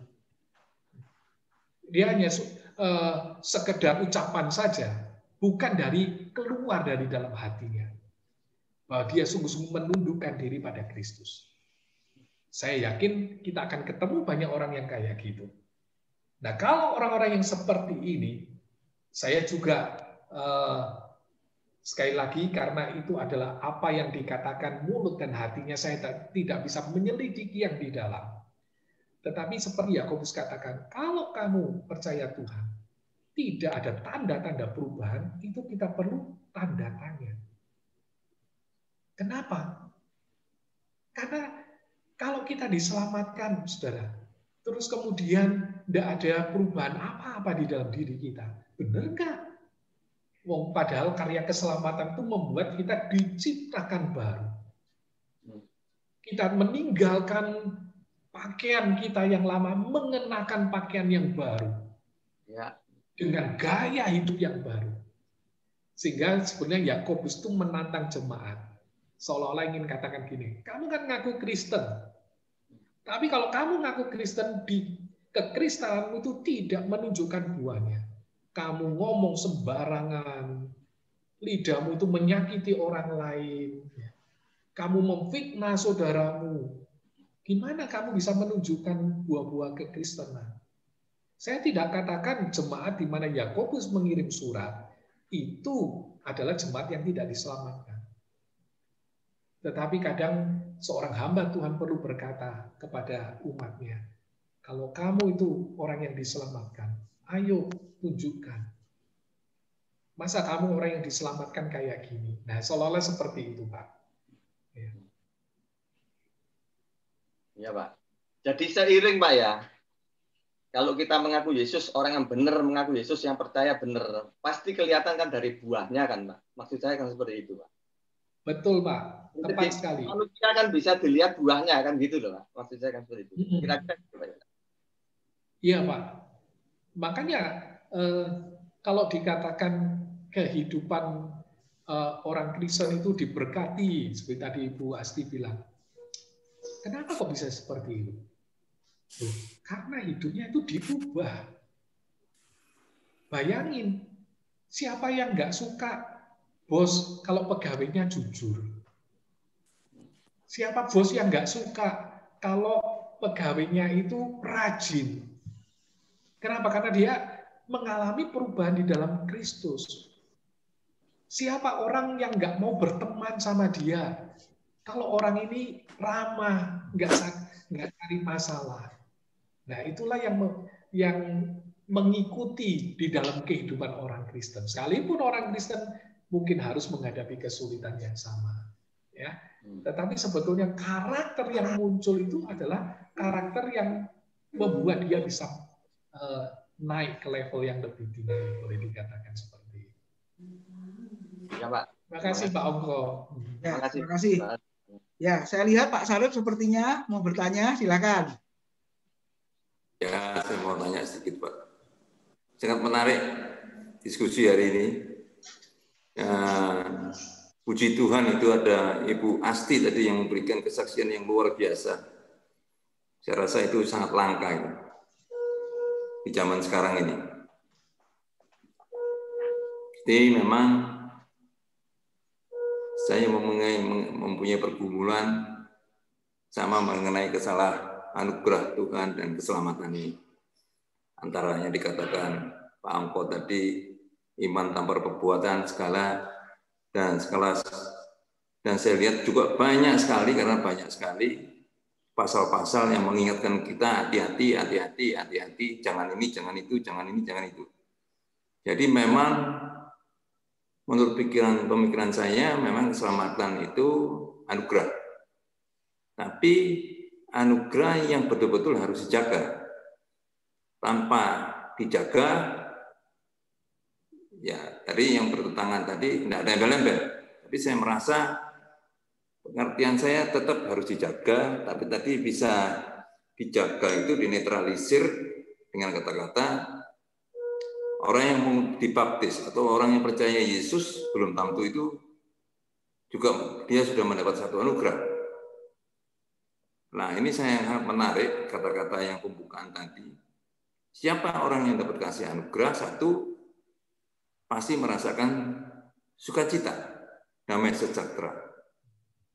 Apakah Bapak sebagai gembala atau juga semuanya pernah melakukan survei dari semua orang yang merasa dibaptis dan mendapat anugerah itu? Saya tanya berapa orang secara fakta, secara jujur menyatakan, kamu dibaptis rasanya apa? Ya percaya Yesus dibaptis. Tidak ada kelihatan kata-kata sukacita. Dan ini saya tanyakan juga ke anak saya, juga saya sendiri, termasuk saya sendiri. Ini satu mungkin untuk Pak Tim, Pak Bambang ini satu tolak ukur. Kalau sekarang mau orang dibaptis diajarin itu dinyatakan, ditanyain, ternyata tidak ada satu. Kalau saya lihat mimiknya orang dibaptis kok biasa-biasa aja. Kalau orang sukacita itu rasanya mimiknya pasti lain. Ya, saya lihat kok datar-datar aja. Mungkin kawan-kawan di sini mungkin review diri kita sendiri mungkin. Ya. Itu satu. Kedua, ada perubahan. Kalau itu ada perubahan, saya yakin itu memang kasih karunia Tuhan. Tapi yang ada perubahan saya rasa tidak lebih dari 1% mungkin ada itu orang Kristen berubah. Secara jujur ya Pak, saya katakan. Nah ini pertanyaan-pertanyaan yang selalu menggelitik bahwa orang yang betul-betul dipilih oleh Tuhan dan diselamatkan itu kira-kira yang persisnya bagaimana itu yang jadi satu pertanyaan.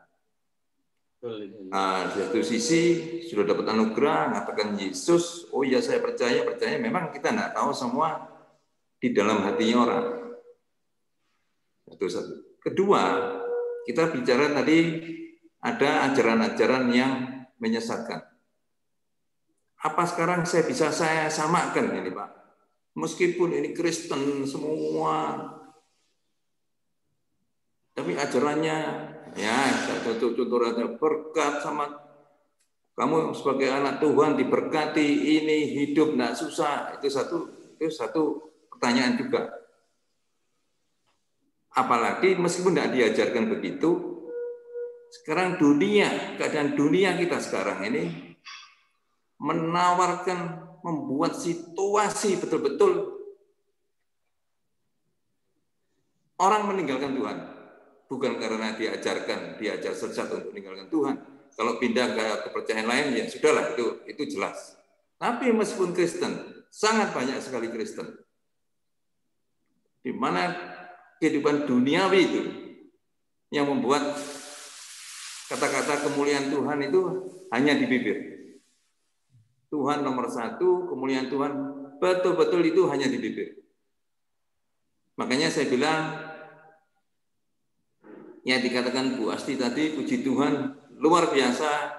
Ini saya mendengarkan statement yang dikatakan Bu Asti. Ini betul-betul langka.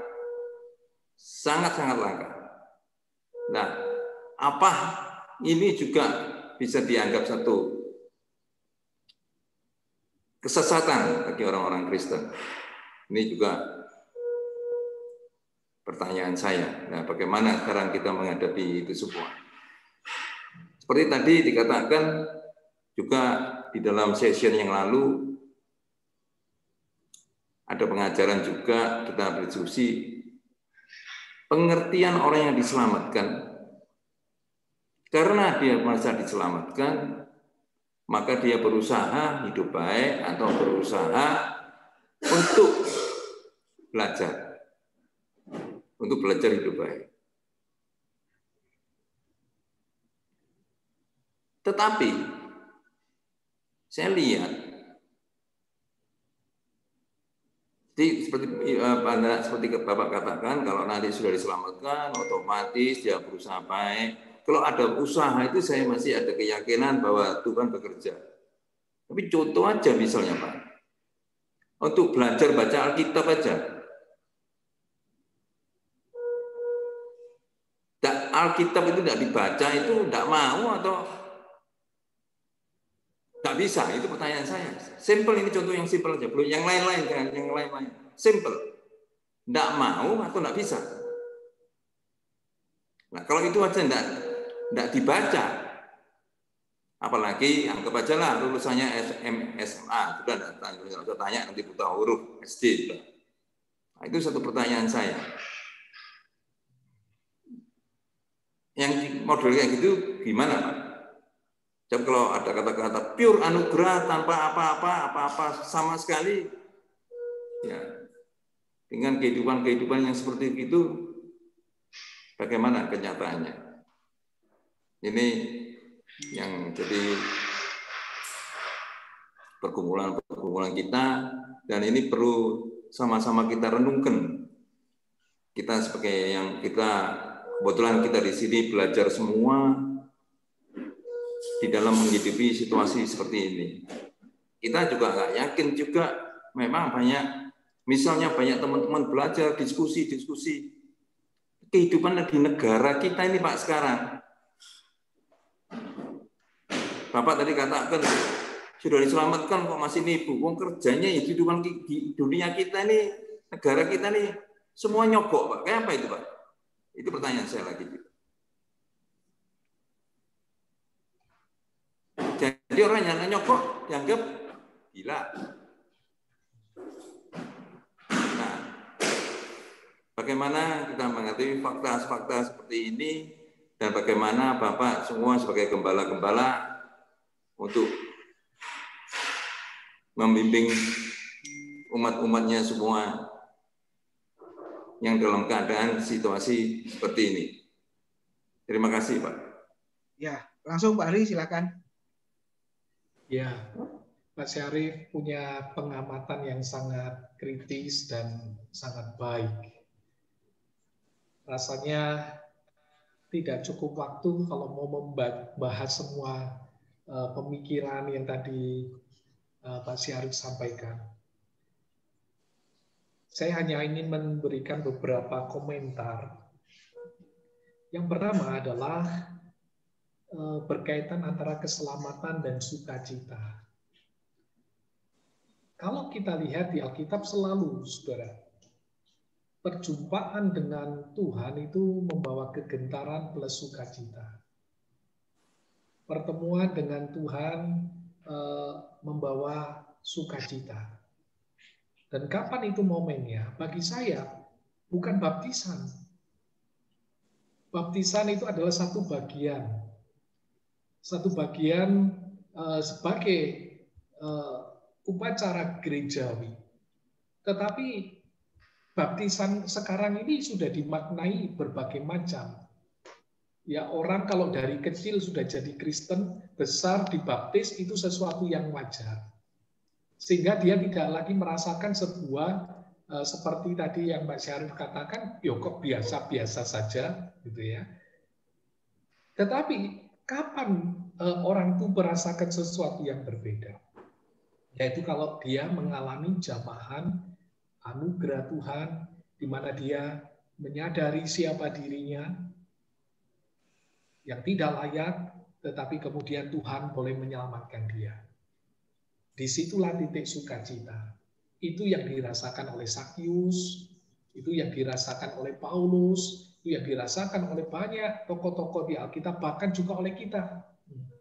Kapan momennya? Mungkin momennya bukan momen baptisan, tapi momen saat kita ketemu dengan Tuhan dan merasakan akan kehadirannya. Disitulah relasi antara keselamatan oleh anugerah dan sukacita yang bisa kita terima.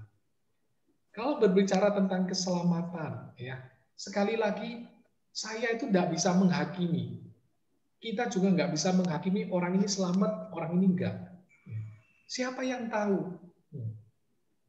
Kenapa? Karena kita masih bergumul bersama-sama di dalam kedagingan kita, bergumul di dalam dunia yang sama. Seperti tadi Pak Syarif katakan, kita juga banyak dipepet. Sampai akhirnya kita dengan terpaksa melakukan sesuatu yang seperti berbohong, seperti ini. Tapi saya yakin, saudara, di dalam segala keterbatasan kita, Tuhan tahu. Ya, itu adalah sesuatu yang jadi pergumulan kita yang tidak berhenti. Bukan berarti Tuhan setuju, tidak. Apakah Tuhan menghendaki kita melakukan itu? Tidak. Tetapi kalau kita lihat bahwa apa yang menjadi tanda yang berbeda. Saudara, kita itu, Paulus itu katakan istilah yang menarik, berkanjang dalam dosa. Orang yang sudah diselamatkan, hatinya tidak akan mau berkanjang dalam dosa. Bisa enggak orang Kristen yang sudah diselamatkan pergi ke tempat pelacuran? Bisa. Tapi apa yang terjadi di sana? Ada rasa penyesalan, ada rasa tidak nyaman. Sambil dia berkata, ya Tuhan kok saya jatuh lagi. Saudara, saya kok masih punya harapan untuk orang-orang yang seperti ini. Saya nggak katakan orang yang sudah jadi Kristen kemudian sempurna. Enggak, saudara. Hamba Tuhan apa sempurna? Enggak. Kita sama, saudara. Kita bisa jadi jatuh di dalam dosa dan lain-lainnya. Tetapi apa yang jadi tanda kita? Kita itu merasa sedih tiap kali berdosa. Ada sesuatu yang mengingatkan kita merasa tidak nyaman. Dan memang mau nggak mau, keselamatan itu adalah tandanya dengan hal-hal yang menjadi kerinduan kita itu berbeda. Termasuk salah satunya tadi Pak Syarif singgung, belajar Alkitab, baca Alkitab. Sekarang ya, perjuangan untuk dorong jemaat belajar Alkitab itu tidak gampang Pak Syarif, betul. Malam ini saya termasuk kagum ya, dengan Bapak Ibu yang masih mau memberikan waktunya habis kerja, untuk sama-sama diskusi seperti ini.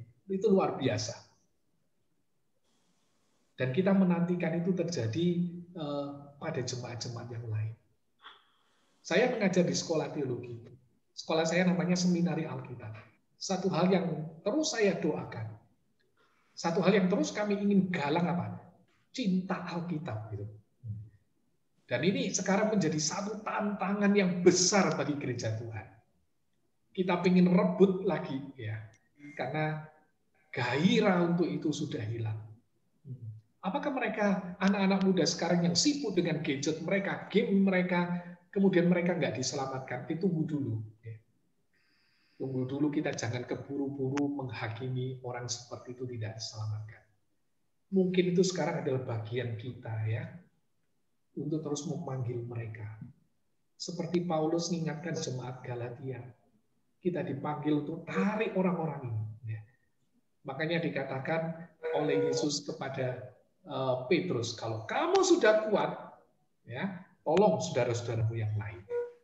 Biarlah itu juga boleh menjadi kerinduan kita sebagai orang yang Tuhan kasih lebih, ya, pengertian lebih, kerinduan lebih, pertumbuhan lebih, sehingga melalui hidup kita banyak orang juga yang dituntun, diarahkan.